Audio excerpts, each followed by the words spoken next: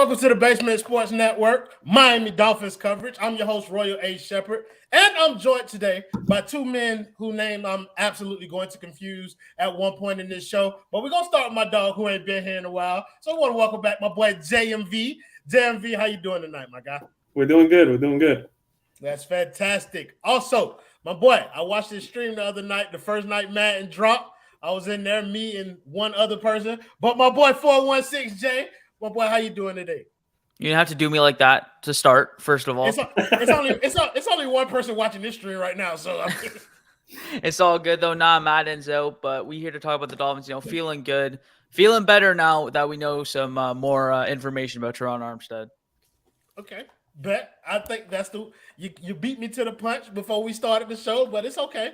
And of course, rounding out this panel, well, for one, I want to say what's up to Cap, and then on top of that, we want to say the best for last. My God, he himself, the boy from the Kang Gang, my man Kane Kendall. Kendall, how you doing today, my boy?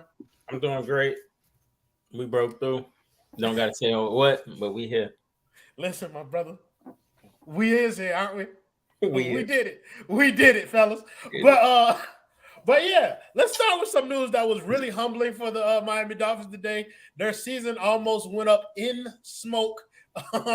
But it turned out to be a false alarm. Terron Armstead was carted off the field and then posted a video of him walking and then just got a tweet that came out that said that he's not going to need surgery. JMV, we haven't heard from you in a while. So first of all, I want you to tell me, what were your initial thoughts when you saw the Terron Armstead being carted off there? It's over.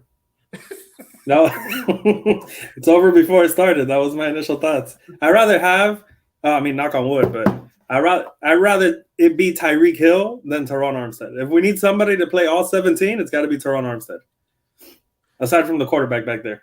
That's a wild thing to say. Hey, Tyreek that man is more important to the offense than anybody on that team.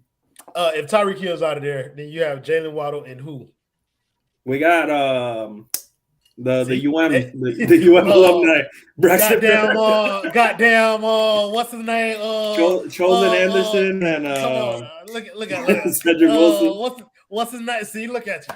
Kate name wide receiver 3 through 5. Hey, it's okay. Erica Zukama is going to be wide receiver 1 in the future. He looked like RB1 in one of them games. But look, I respect that. I understand. The boy Armstead is extremely valuable to your team, and it just seemed to highlight kind of like the line depth that we be talking about this entire time. Like him going down would be devastating to not only the rest of the team, but the offensive line unit in particular. 416, bro, what were your initial thoughts, bro? Same thing as JMV for the most part. Because they carted him off, I thought it was going to be way more kind of serious. So I was like, oh, shit, we're so fucked because I don't think it's at the level of Tyreek Hill, but probably just below that. I think if Jalen Waddle gets hurt, it's on the same level. I think he has the same amount of importance, though, as Tyreek Hill in terms of this offensive line is already so mid. It's so mid. You have three guys who are pretty solid. You're nice. Well, we're projecting them to be probably around top 20, I would say, is what I'm looking for. But without Terron Armstead, that goes back. No, with Terron. Top 20. Even with Terron. Yeah, top 20. I'm not saying we're going to be better than top 20. Sure. I mean, with other guys on this offensive line. But without Terron Armstead, we drop back to probably bottom 2, bottom 3 in the league. Probably bottom 1. So I was just saying we're fucked. And then it was nice to see him put out a tweet of himself walking. And then you're like, okay, what the fuck's going on? How is this guy walking if he was just carted off? And then you see another tweet from Rappaport, I believe it was, being like, no surgery. He'll probably be ready for week 1. So a bunch of nothing today. I think they just need to start some news because I didn't really hear too much out of Dolphins practice. So some news to give us a jump scare, but thankful that's all it was. The only thing it was to me is that I figured that me and Terron Armstead are built of the same ilk because we both be lying. He lied when he got carted off that field. He lied about having an injury. Y'all said it before the stream, so I said on the stream since y'all don't. That boy just ain't want to practice. That's all it was, bro. He just did not want to be there. Speaking of somebody who didn't want to be here but showed up anyway, we're going to bring up the last member of the panel, my boy Juan Toscano Anderson. Juan, how you doing today, my guy? What's good, folks? Chilling, fam, chilling. Before you talk though, you're not finna skip this black man, Kane Kendall. Let him go. All right, with his permission, go ahead and cook. Tell me what you thought when you first saw that Terron Armstead news about him being carted off the field. Our whole team's built like IKEA furniture. Like we are the weakest built team. Like there's built Fort Tough, and then there's built what we're built with. Like it's like not even like it's like Park toilet paper versus like Charmin Ultra Soft Triple Ply.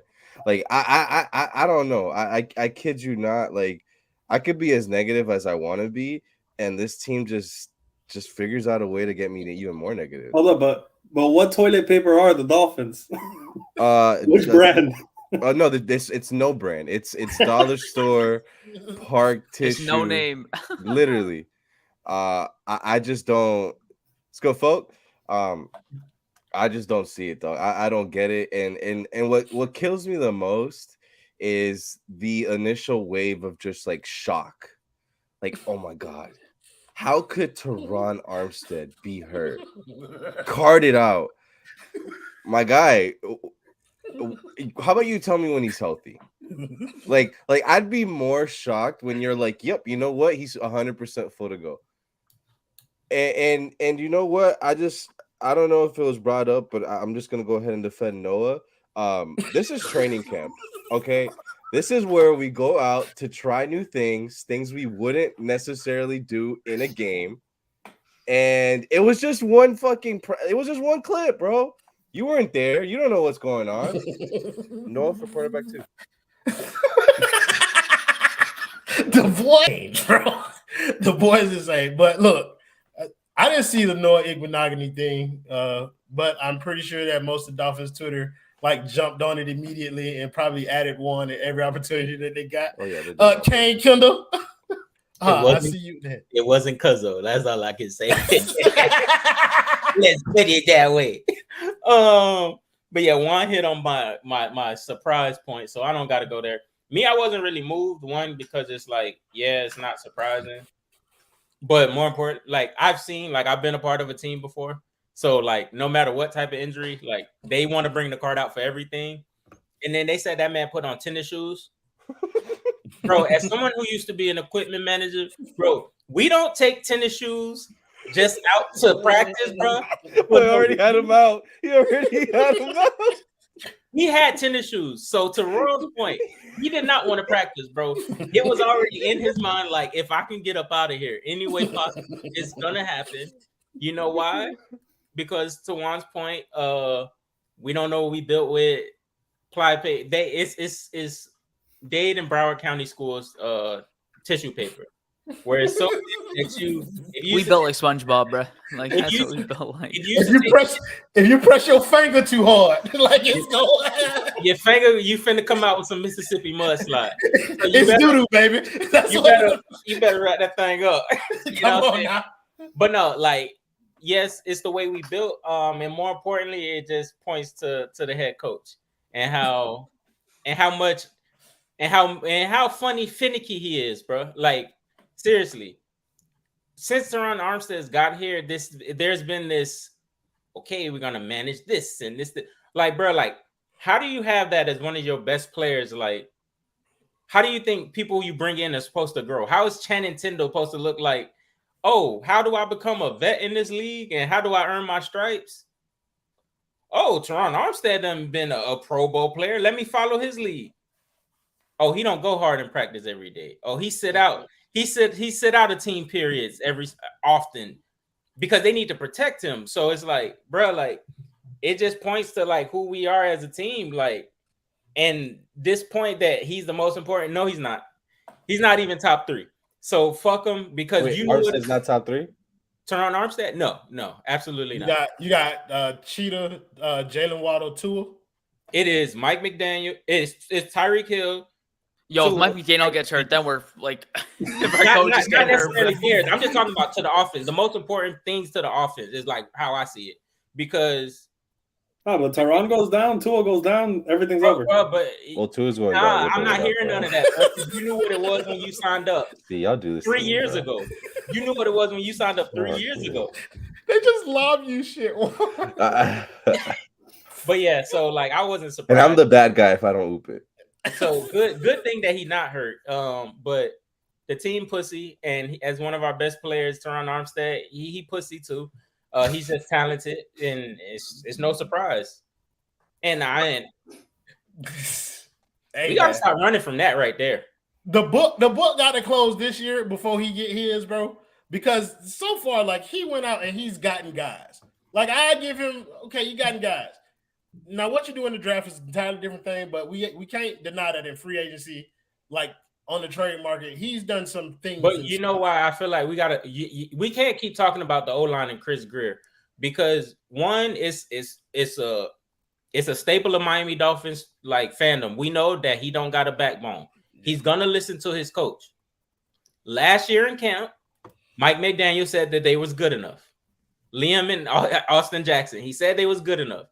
Another offseason went by where he saw his quarterback get hurt, even though I think it was the quarterback's fault more than the O-line. And he still said, these two guys, they're good enough.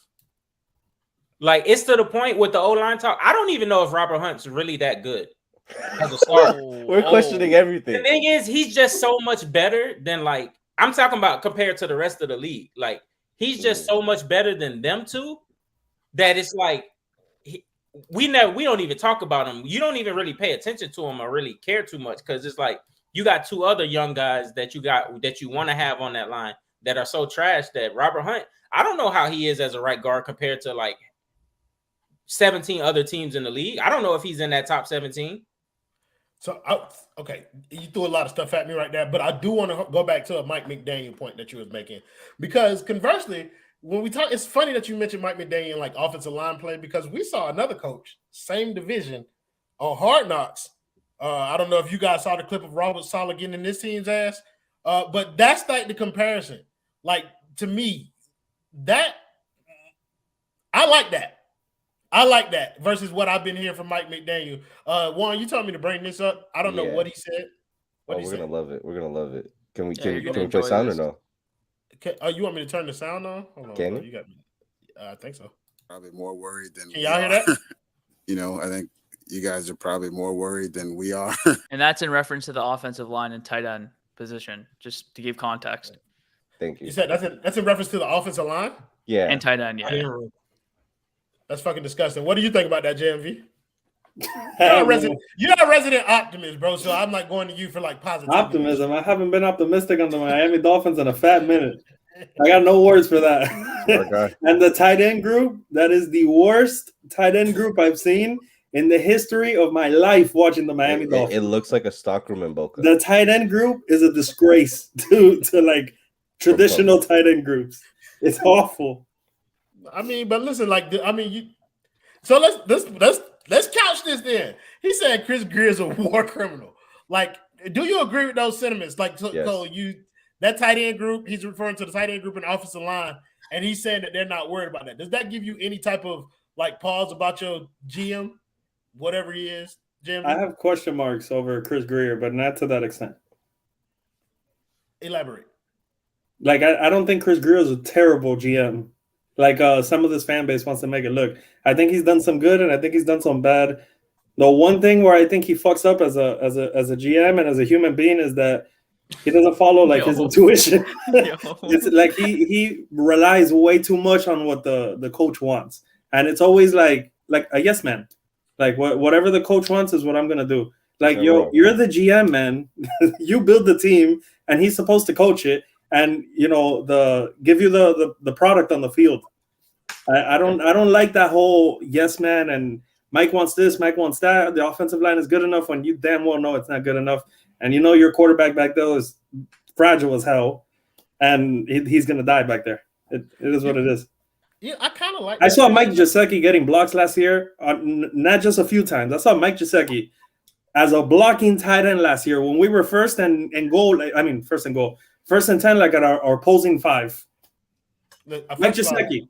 First of all, I hate the way you say Mike Gesicki's name. I hate the Gesicki thing. It's just terrible. It gets on my nerves. But I think he's not here anymore, so we're good. You can disrespect him. But I think the Chris Greer conversation kind of shines the light on another thing that's bothering the Miami Dolphins. That's that Christian Wilkins thing. Now he not showing up or whatever. You know, For once, go ahead, one. I was just gonna say because I found it very interesting that to start camp, homie was full participant, Boy Scout, yes sir, no sir, doing everything, and all of a sudden, 2 weeks in, it's like, yeah, he's just dressing out, but he's just not going on team activities, and then it escalated to he's just hanging around in full pads, and then he's just after practice doing sprints. Like, I'm gonna be real, that's kind of concerning. I'm sure Christian's gonna play games. Like, I don't think he's gonna ever miss a game because of this, but that lets me know they're not close, bro. Like, they're really not. And look, it could have been Christian waiting for all the other guys to sign their deals before wanting to really negotiate. Or it could have been the Dolphins saying, hey, we're gonna wait for these guys to sign your deal and try to pay you less. And Christian's like, you're gonna try to pay me less than 96. Okay, then I'm gonna take like 80 or 90. Like, it's okay. And they're like, well, we can't really pay that. So, I don't know. This team to me is just flawed in general because behind, Raekwon, there's nobody to play the 0. Like, no one's gonna play his nose tackle right now besides Raekwon. Christian Wilkins, who are you pointing to? Oh, Arroyo? Yeah, we need him at left tackle though. So fuck. Hey, first of all, your boy one hell of a 3-10. I ain't gonna. There you go. I ain't gonna even, but I ain't gonna get in that bad though. But go ahead when I finish your point.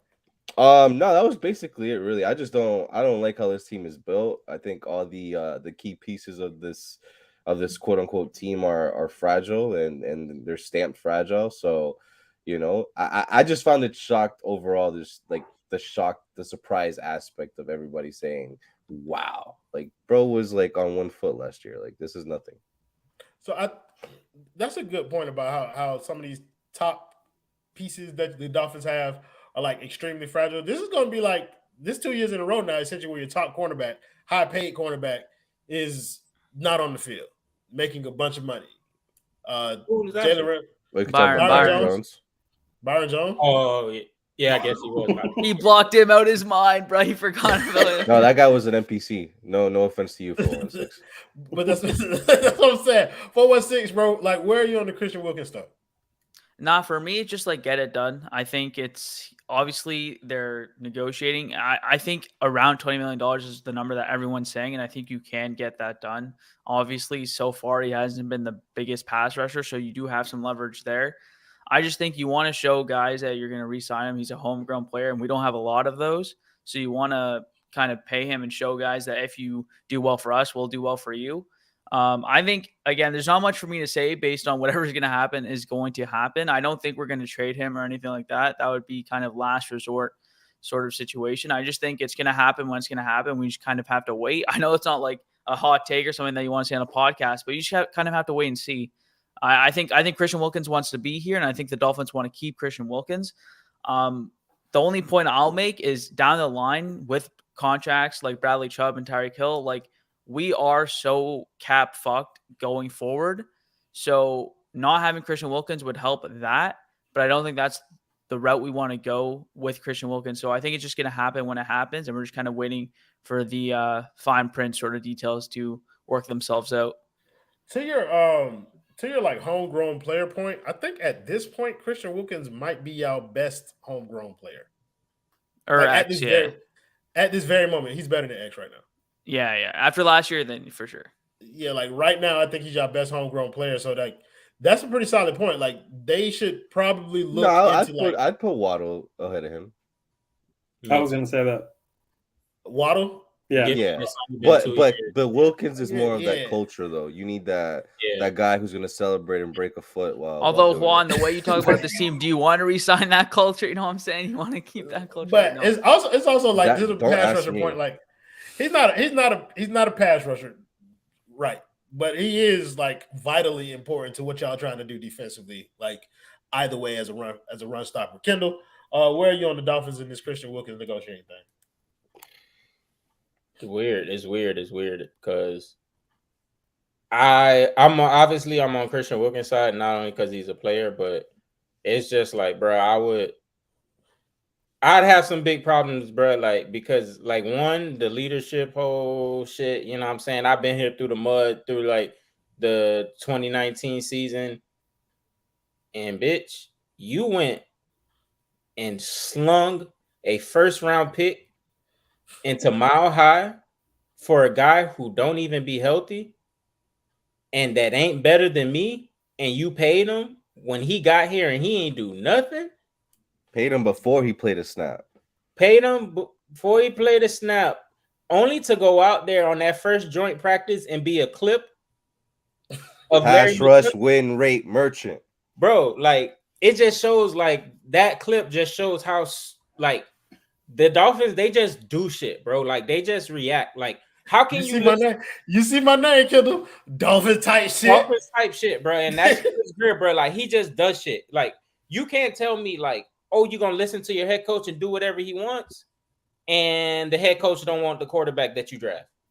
And then you're gonna talk about rebuilding, and then you're gonna go and send the first round pick, and then you're gonna pay a guy who ain't done shit for you instead of take care of the guy who has been putting in work for like 5 years now. This is year 5 for him. Like, bro, it makes no sense. Like his penmas, his please excuse my dear Aunt Sally is all out of wax, bro. Like they just do shit, and it started like with Chris Greer, and Stephen Ross to some degree. Is like you kept the worst person at their job over the person who can do more with less on their job. It's just Dolphin type shit, bro. So like now it's trickling into Christian Wilkins. You never was gonna pay Mike Gesicki, and you just held on to him and held on to him and held on to him for no reason. We were gonna teach him how to block, bro. That's That was the plan. And that's exactly why if this whole Chris Greer blame only, it got to start shifting because it's like, bro, like if you get a good signing, it's like okay, then the coaching can't do shit with him because Cedric Wilson, that could be some of Christian Wilkins' money, but I can't put that on Chris Greer. That's on the Tyreek Hill merchant Mike McDaniels because he can't draw up schemes. He can't get guys open unless it's Tyreek Hill or Jaylen Waddle who are super fucking fast. Because he decided he wanted to keep Mike Gesicki. Didn't use him. He used Mike Gesicki less than Brian Flores did him. So it's like, bro, like the way they do shit is just, it makes zero sense. Like it makes completely zero sense, bro. Like, and am I surprised? No. The only thing they do, Chris Greer does with consistency, and now it's kind of bleeding into Christian Wilkins not getting paid, is that he'll go out and try to make a big splash trade, and he'll pay some motherfuckers who are gonna get hurt, bro. Like he invests in people who get hurt. Like besides that, like I don't know what else he does consistently. Go ahead, Juan. I don't think he necessarily like invest in people that are hurt. It's just that when you fail at drafting first round picks at left tackle, at corner, like you're for. He also signed. Right, so he signed David Long. He signed David Long. I know because before I lose a tangent and go crazy, Chris Greer saw a 6'6" quarterback with a rocket arm and said, "Nah, give me the 6'1" lefty with a broken hip. I need that guy." But all right, irrelevant. Irrelevant. Yeah, no. Yes, we are. We are. Bro, listen, no, because I'm gonna lose it. I just want to throw that out there. But he's forced to go into free agency because he missed on a guy like Austin Jackson. He's forced to go into free agency because he missed on a guy like Noah. Not really, but he missed. He's forced to do these things, right? And the thing about free agency is that people look at it like it's the draft. Like, oh, we're getting a shiny new toy. No, motherfucker, that's a secondhand used toy. Another team said, we don't want that. And they never stop and say, well, why didn't the Saints really want this? They could have figured it out money-wise. It wasn't the money. They just, bro, he's always injured. He's always injured. They got tired of Terron Armstead missing 5 games a year.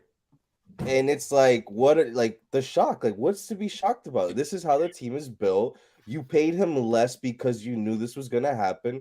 Where is the contingencies plans? Like, what are we Like, why isn't there a young guy at left tackle being groomed that's not fucking Liam or Austin Jackson? Like, what are we really doing? We just have street free agents back there, and that's the part where I don't really get it. If you're gonna have a bunch of injury prone guys, at least know and be smart enough to draft replacements like you did with Cam Smith.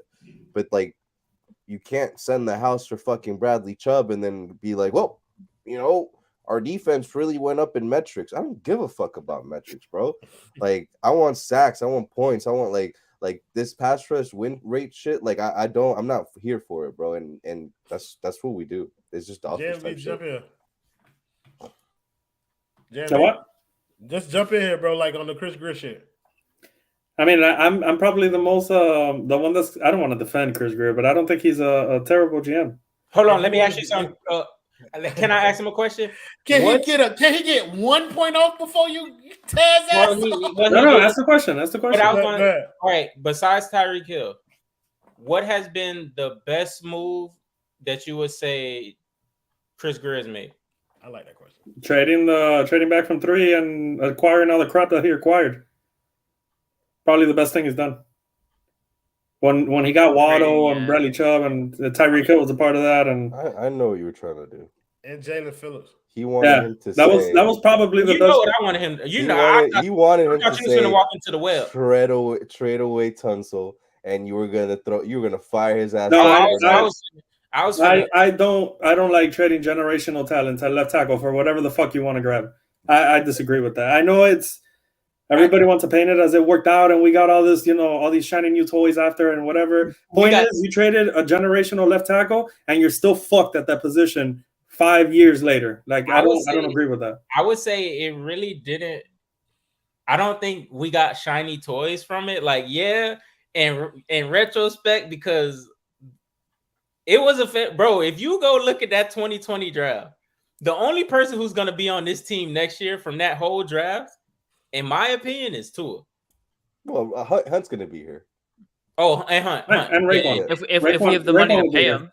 I don't know, dog. Like, are you paying Raekwon and Brandon Jones to be part-time guys? No, I don't know if we pay Brandon Jones, but I'm paying Raekwon Davis.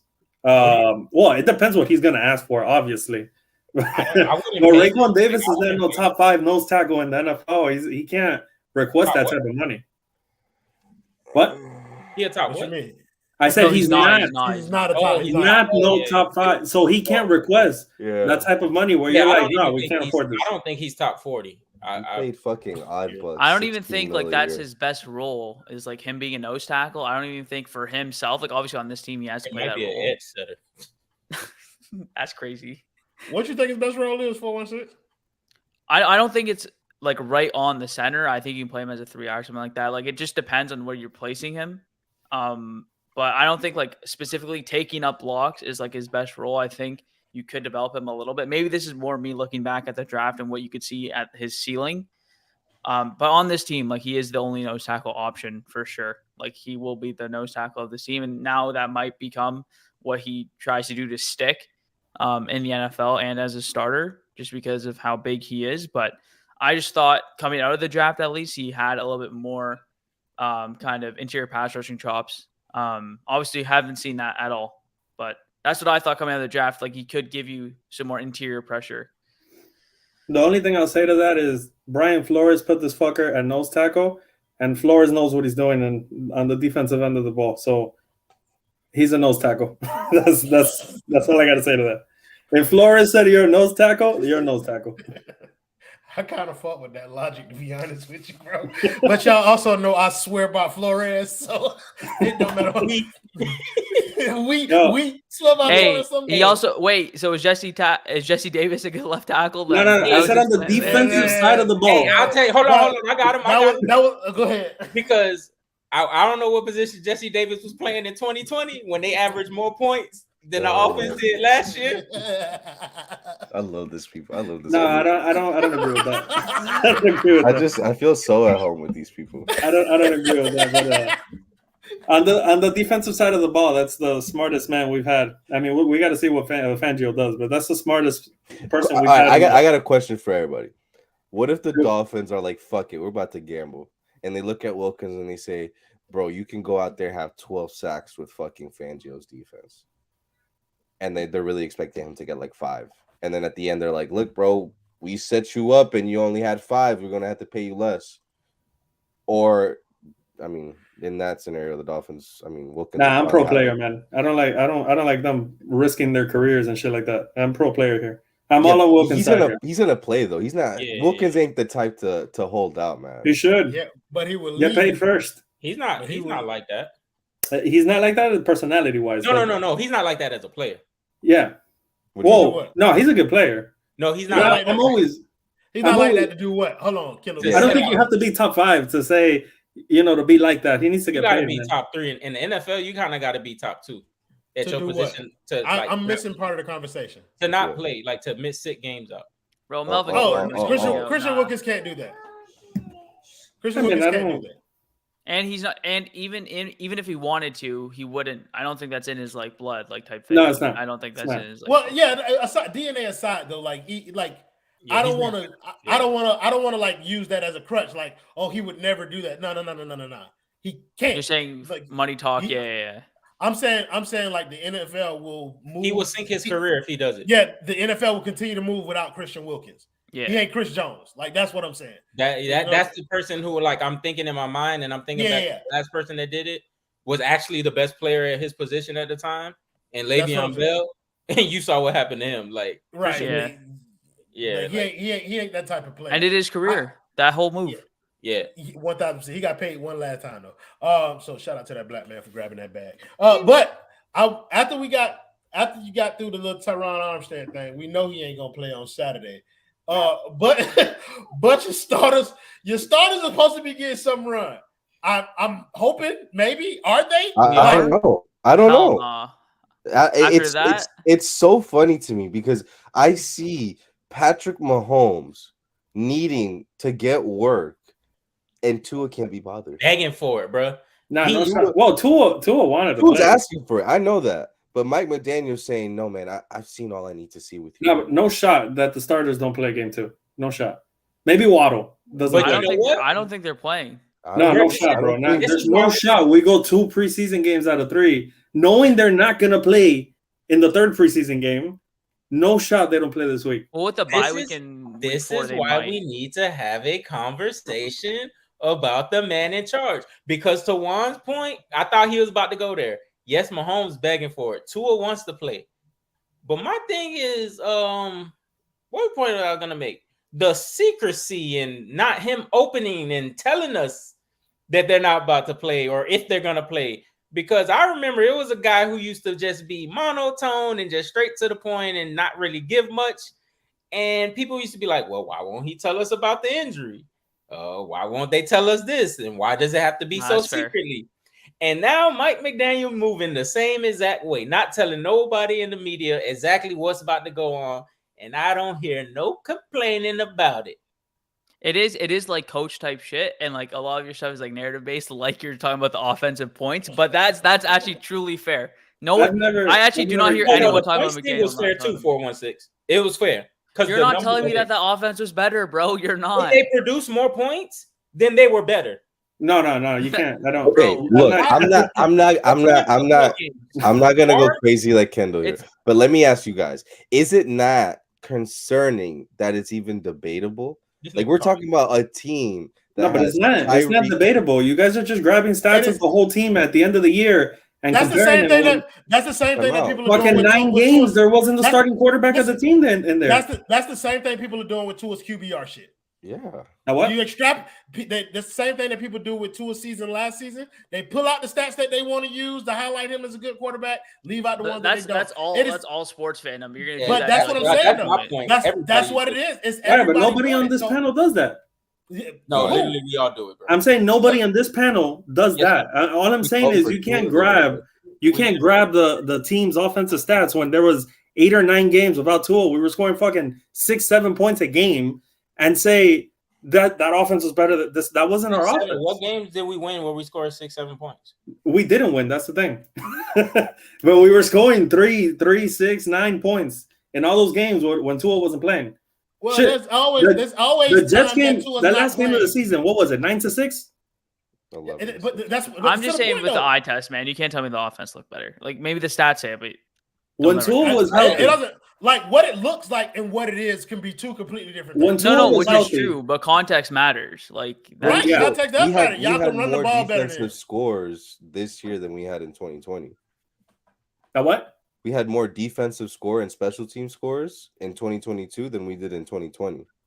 So like it is what Kendall is saying though. Like why is a team that has Tyreek, Armstead, Tua, Waddle versus a team that had Lynn Bowden, Tua, Malcolm Perry. But when Tua was healthy, this team was averaging over 28 points a game. My brother, you can't do that. Bro, you can't tell me that I can't look at the team stats and then you turn around and say when Tua was healthy. I'm saying all I'm trying to say is you cannot mix Tua and Skylar Thompson's crap together and say that the offense in 2020 was better than 2022. But I was able to do it. But last year you mixing his offense with goddamn Teddy Bridgewater and Skylar too.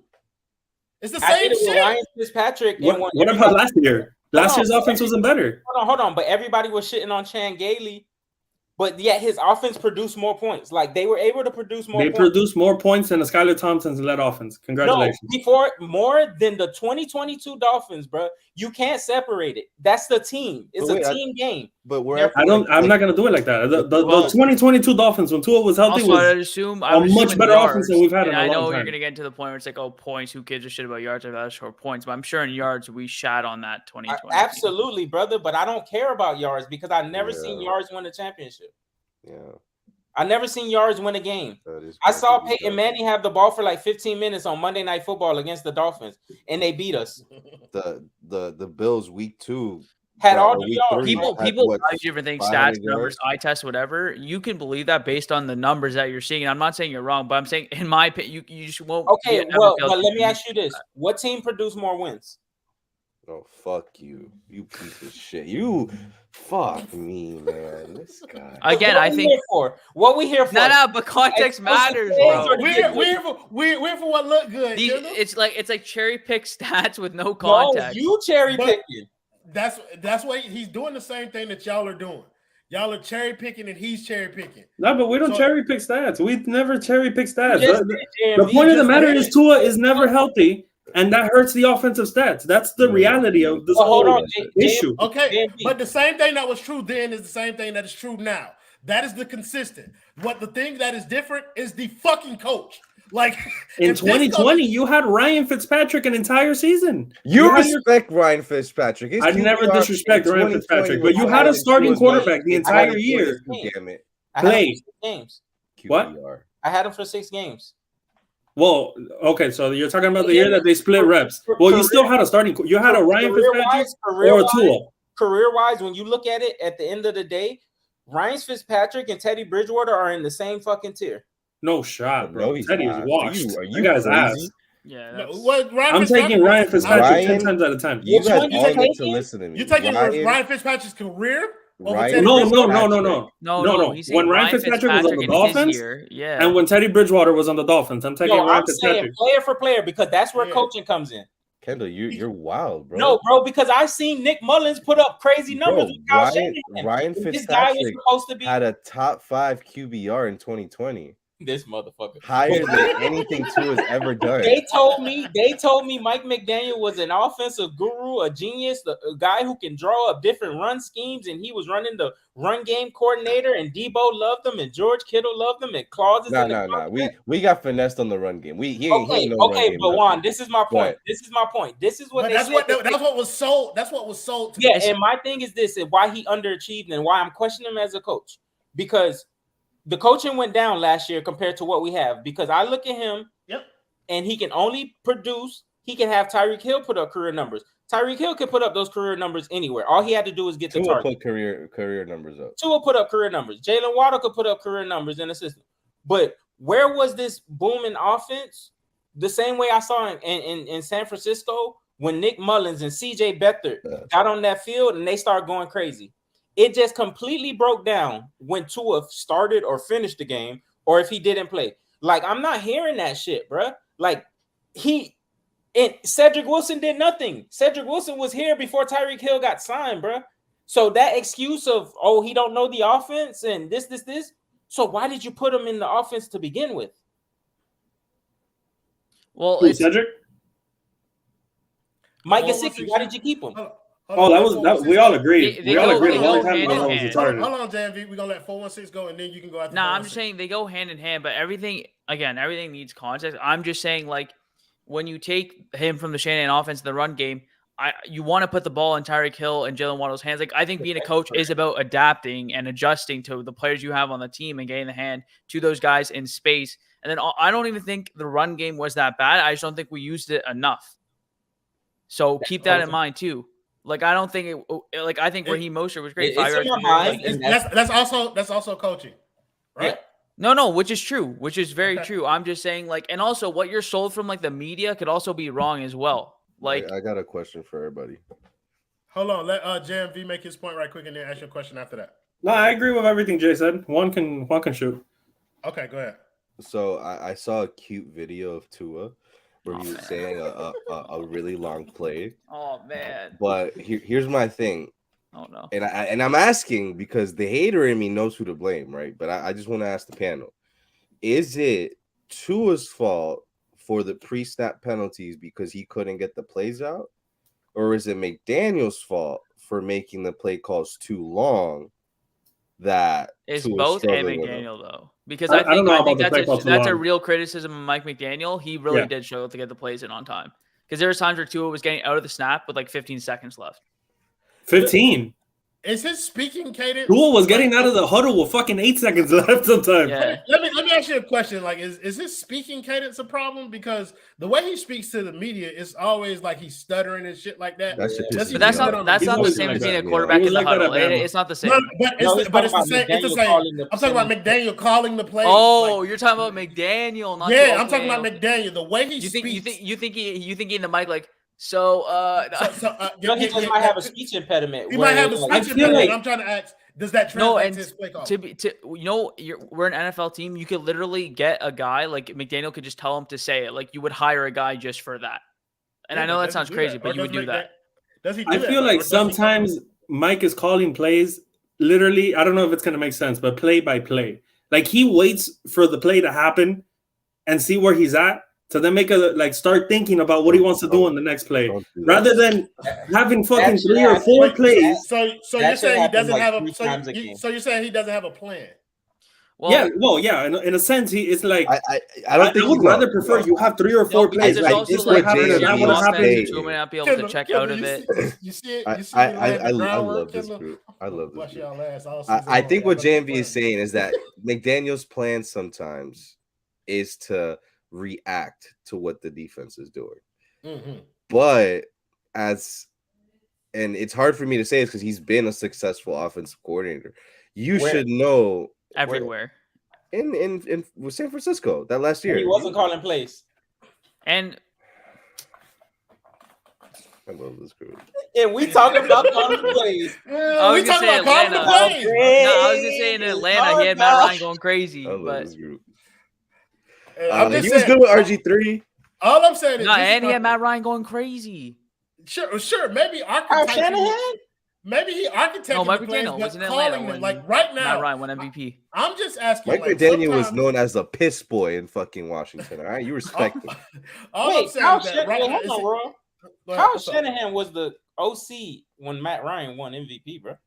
I'm not saying he was OC. I'm saying Mike McDaniel was there too. Mike McDaniel followed Shanahan everywhere he went. But what did Mike McDaniel do to say like when He said he wrote the plays for him, bro. Don't Yeah, be he a helped hater. out. He was on the whiteboard going crazy. He was the 416 of Shanahan's staff. That's crazy. Got your ass. I'm tired of getting cut off. To be honest with you, I was just trying to wait to throw somebody under the bus, and you was lined up right there, bro. I hooped it. Yeah, bro. I'm just. Only thing I'm asking because JMV, you sitting up there looking like you wanted to say something to combat what was going on. I'm questioning Mike McDaniel's play calling ability, like because your point kind of threw me off. So I want you to finish making it, but I want you to also like answer back. Like, do you think he has a problem calling plays? a problem calling plays. I think he takes way too damn long to decide on what he wants to do.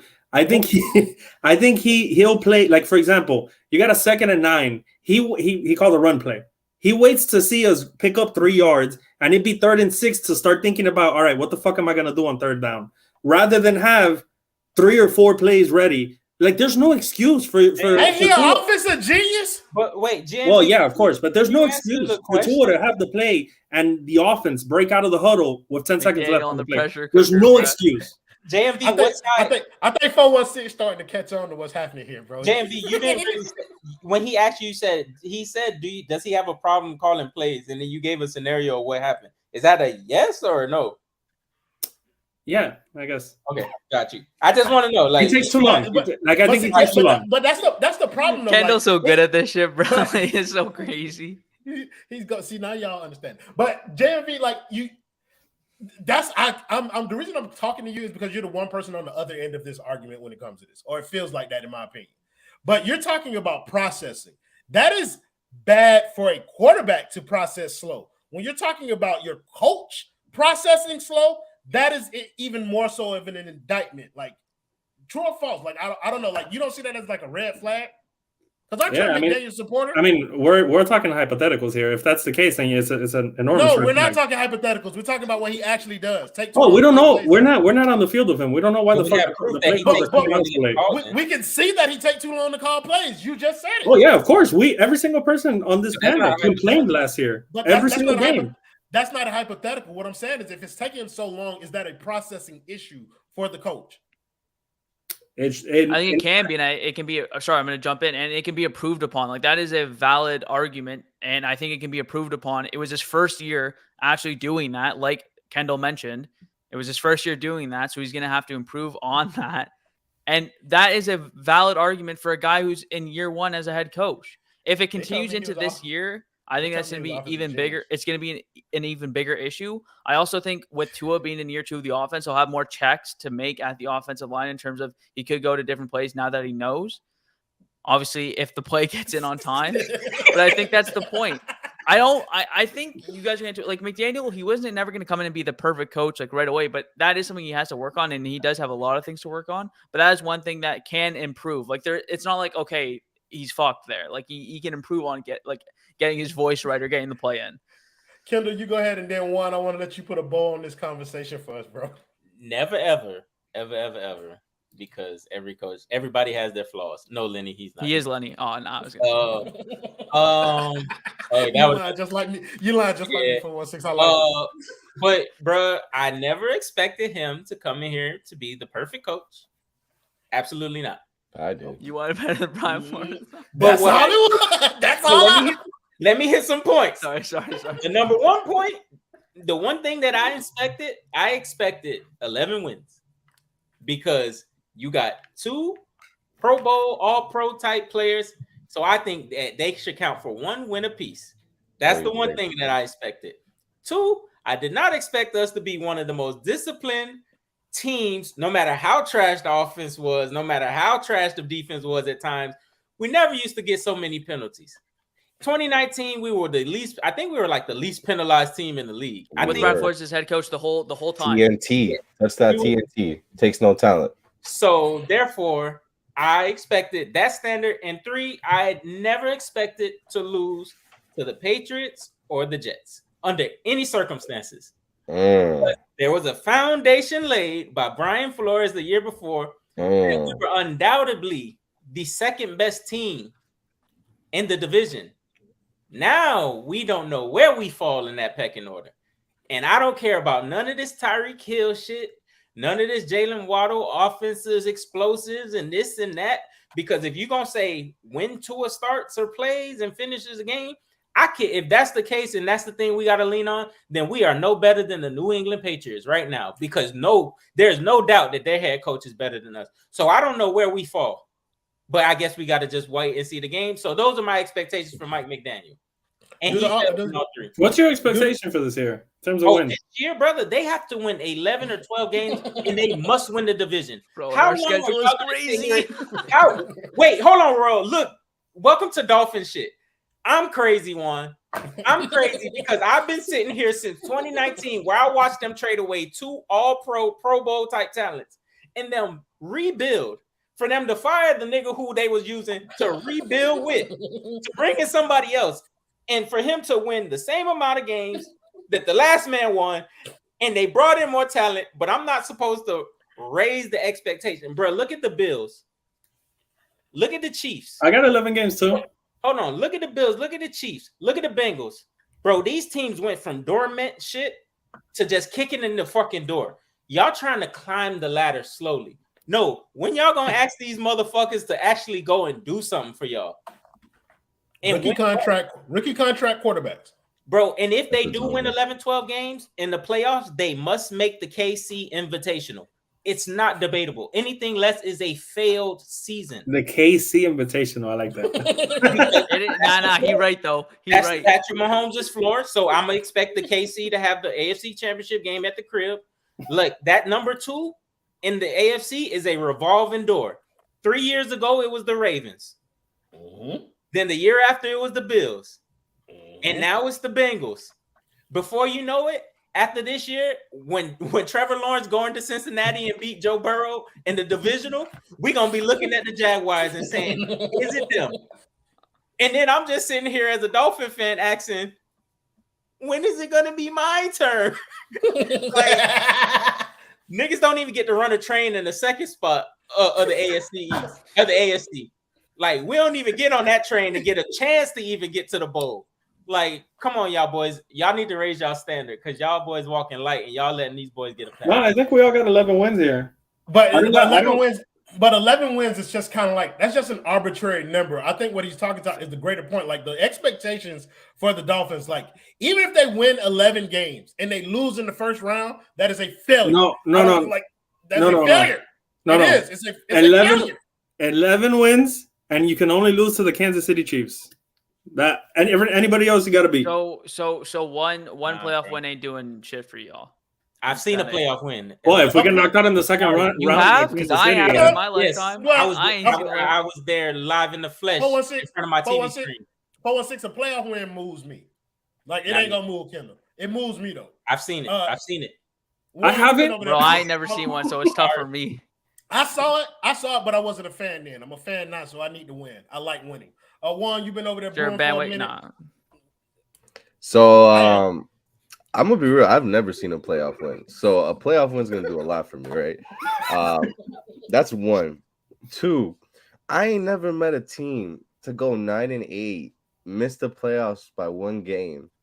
I had 3 Pro Bowl / All Pro talents. One of them does not count, but Bradley Chubb out for the narrative. I will push it right now.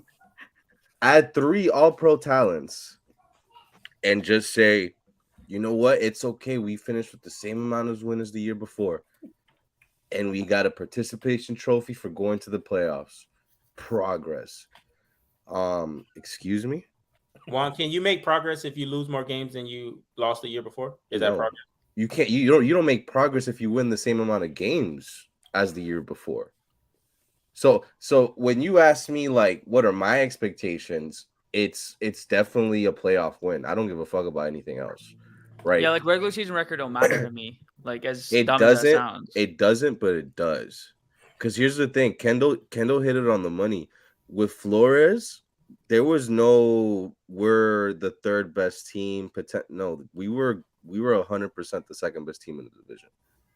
Right now, I can't tell you who. I can't say with a straight face we're the second best team. Aaron Rodgers, Garrett Wilson, all them boys, like the New England Patriots defense. They got a nah. They're getting mollywopped, dog. Y'all got the fourth. Y'all got the fourth best. I'll give you the Jets. I'll give you the Jets. Y'all had a better record than the Jets last year. Y'all have the worst coach in the division too. Well, so look, expectations, right? The Jets won 7 games last year. You think they're gonna add a quarterback, a running back, wide receivers, and they're gonna be okay going 9-8 and making the playoffs? So why are we like that? That's the thing that I don't really understand. Like, and you get some of the beat writers like Omar that says shit like, "Oh, I'm here to raise the standards," But then when I bring up that 201, his first Bro, start he with also like said 93 Xavien yards. Howard was talking to Brian Flores. He's like, I know he's lost in the sauce. I know that. But my overarching point is like there is just no accountability for people. And I get it. It's like a feeling that you want to feel good. You made the playoffs, but I didn't give a shit. I knew we had no shot. That whole we had 29 points with Skyler and we almost beat him with a backup. I don't give a fuck about almost wins. That shit's irrelevant to me, bro. I'm sick of participation trophies with this team, dog. I'm just tired of it, bro. Like we have 4 playoff appearances in 23 years. Like what the fuck are we doing?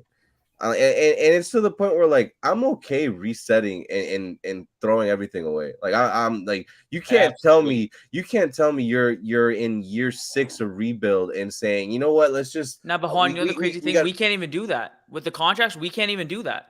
There's not a scenario where you can do that. Yeah, there's a couple ways you can get out of Armstead and Tyreek and fucking X. There's a lot you could do, but I won't touch anything until I get rid of Greer. Like that's the thing. Like I'm not getting rid of everybody, like firing McDaniel and saying, "Hey Greer, you want another shot?" Like hell no. Nah. Like, you clean the house. He fired his last bullet with Flores. And you get rid of both of them. That's the thing. Me, Juan Cardona. If we don't make the playoffs or win a playoff game, I'm firing everybody. If we don't make the playoffs, I'll be on my McDaniel. Hey, everybody. Shout out Michael Christian. Here's the thing. On some shout out to Royal Dolphins type shit. What are the Dolphins most likely gonna do? They're gonna fire Greer, keep McDaniel, force him on the next GM. The next GM puts up with him for 2 years, and then we're right back to a new coach with a GM that is good. Yeah, exactly. So, like, as much as I would love to just reset, fuck everything, and just start all over, it's just not gonna happen. So we're left to the point where, like, bro, we're a 8-9 win team, and bro, that's mediocrity, bro. Being mediocre in the NFL is literally fucking hell. I would rather be ass. You have to be ass, bro. You have to be ass. And that's the thing. Tua, for all this shit that I give him, he's not a quarterback that's gonna lead you to 5 wins. It's just not. Short of him missing the entire year, like he's just not that bad. He's not good enough to win you. He's not good enough to win you 12, 14 games, in my opinion, but he's not bad enough to win you 4 or 5. And have you seen Arizona? Arizona looks like they're gonna struggle to win 3 games, bro. So I just don't see the vision.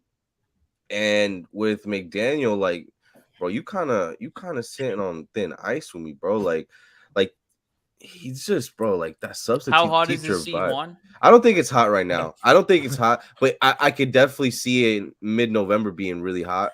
Like that I just don't flame broiling from the minute he got the dough with me, bro. Like, hey, from the minute he clocked in on his first day with the Miami Dolphins. Flame, bro, whopper. That motherfucker was on the clock. Hey, bro, 1 year, bro. I've seen enough already. Like, I ain't gonna hold you. I want to fire him now. That's the type of fan I am. And if you don't like it, I don't care. I want to fire him now, bro, because I expected improvement. I did not see improvement. I saw regression. The team is less disciplined. The offense is not as dynamic as people thought it was. I don't give a damn about that year 2 shit because you got the same players who are going to get the same injuries and you're going to have the same results. Our offense the same got worse. But yeah. You're going to have the same excuses, bro. You're going to have the same excuses. Yeah, the offense got worse this year. Yeah, the offense personnel, yeah. No. The offense, just age and nutrition in the way of football. Like Tyreek Hill it lost that new car smell. No, and we got worse personnel. We say the same. We lost our third wide receiver. We don't know who wide receiver 3 is. We don't have Mike Gesicki can't block, but what is our tight end room now? It's horrible. First of all, Mike Gesicki wasn't a factor last year anyway. So blocking wise, the tight end room should be better. Everything else, no, blocking wise, yes, but I'm saying overall, I'd rather have Brandon Shell at right tackle than Austin Jackson. Personally. Yeah, but the bar for blocking in that tight end room was Mike Gesicki last year. So the shit's all it's Mike. It's Durham Smite. My thing is this, like, in this kind of like, because I had to ask somebody and they said, yeah, so I'm gonna trust them. Austin Jackson did not start in that Ravens game. I don't think he played in that Ravens game last year. He was hurt by that, or maybe he got hurt like early in that game. It was one of those. But all I know week 1. When he came back, he got his job back. while the offense was humming. If that don't tell you a lot about coaching, I don't know what will. This is a bar. Tua is good enough not to be good enough. Damn, The whole first 6 games is going to tell you enough about the entire season. Like I think I I think the first game is going to tell us a lot. You got 2 games. You got 2 games. Week I get one. it because that week 1. No, shit, the Dolphins' first 6 games are no, but the I first need my 2. lick back. You don't know, I the need my first 2 lick is back what I'm against the telling you. Chargers, bro. I need my lick Like- back. No, but okay, what hypothetically, they lose the first 2 and then Oh they my win the next God. 4 in a row Oh and they my look dominant. God. Oh my But God! No, you they lose can't the afford- first 2. That week Nah, is gonna be we're- hell. yeah. your division is like I Who do we think play you're week 2? The underselling Pats, them. right? Let's see. Y'all There's got the the Broncos. Chargers, Can we and pull then it y'all up got or the no? It's Broncos. the Y'all got the Pats. Pats. Broncos. Y'all got The the Pats, Patriots. right? It's the Bronco, Pats. yeah, Broncos. Week If we 3, lose so to you the got Chargers Pats week going, you 2, got the nah. Yeah, That's it's tough. GG. That's game. That's That's tough. it. And then the division, like whether people want to acknowledge it or not, the division is better now, bro. You can't afford to give that's- away games. No, the whole can't- conference is too good. You cannot lose that game against the Patriots. You cannot Can't afford lose to the lose Chargers those games. game. You can't lose the Denver game. That Chargers game Yeah, Those is are- is like, a all great those- playoff team. Like I think it may come down to like shit like the AFC, the record against AFC opponents might matter. No, at it the will, end of the year. 100%. So you got 3 AFC opponents out the gate, bro. Like that's what I'm saying. Like they can't afford to drop 2 games. What is bro. KC? What is that, week 6? Kansas City? That's like week That's 1, 2, 3, 4, Yeah. 5, 6, It's 7, just 8, on the 9. side. Week 9. It's week 9, November 5th. It don't say it on the side. Nah, because It's like don't we get the bye week They after don't that? t- I Because don't, we're I going don't, I to don't see Germany. I don't see what week, bro. It don't tell me what the bye week. I'm looking at the Google calendar real quick. Miami Dolphins. I'm not Kachi Chisholm, bro. I can't do all this hosting and recording and producing. The boy Justin done left me in here by myself. I'm trying to do it all right now. Juan told me to put up a tweet. I got a tweet up. It's a lot going on. That's why we finna wrap this shit up pretty soon. But to the point though, like we said, they can't afford to drop games early in the season. And then we already talked about it earlier. We don't even know if they're going to get reps together in the preseason. So, like, I don't think they are, bro. I really don't think they are. No, they got to. They have to. They have to. I feel you. I Yo, agree nah, with you, if Mike, relax. If Mike goes an entire preseason without the starters playing, he's got to go. He's got to go. I don't think it matters as much. Like I agree. No, with you, it by the matters, way. man. I'm not saying Tua's I would first do it. snap I'm in live saying that's action. what they're gonna do. Tua's first snap in live action is going to be against the Chargers. No, he can get a drive, sure. Like, and I think it's gonna be in week 3. If anything, A drive? I need this fucking. So if you think he's playing a half, you are wilding. yeah. He Okay, has so to. listen. He played it last year. Just for listen, put it- analytical purposes, is week 1 a primetime game? Because if it is, we're fucked. No, it's not. It's 4:00 though, because it's Pacific. 4:25. On that coast. But well, first of all, also to your point though, do you want him playing the first half when Armstead is not going to play? Do No. you want him Yes. playing- No. Yes. Yes, Yes. 100%. How we got one face? If Patrick Mahomes needs work, Tua needs twice. I, Like, I don't give a The boy Warren got ulterior motives out here because I don't want to see Tua without Armstead. Oh, Heck I no. will be the green ass fan. He's gonna get hurt. Regardless, what If we he's doing? gonna get hurt, I want him hurt immediately so he can never return. You want that I don't- kneecap to I'm the not, face like, to Kendall the said, nose. just do the I'm not surgery pushing preventively. the Just injury hurry on up. But like, if it's gonna happen, and I think it is, because it's just like, bro, I'm just playing. Like, if you a betting man or a betting woman, you gonna play the trend. The trend is that Tua's gonna get hurt. The last 5-6 years of him playing football, no matter the level, he's gotten hurt. So I'm expecting him to get hurt. I'm not wishing he get hurt, but since he will, I want it to be immediately, and I want it to be long enough where he's gone for the whole season. I don't know about all that. Yeah, It just damn. sounds No. funny, bro.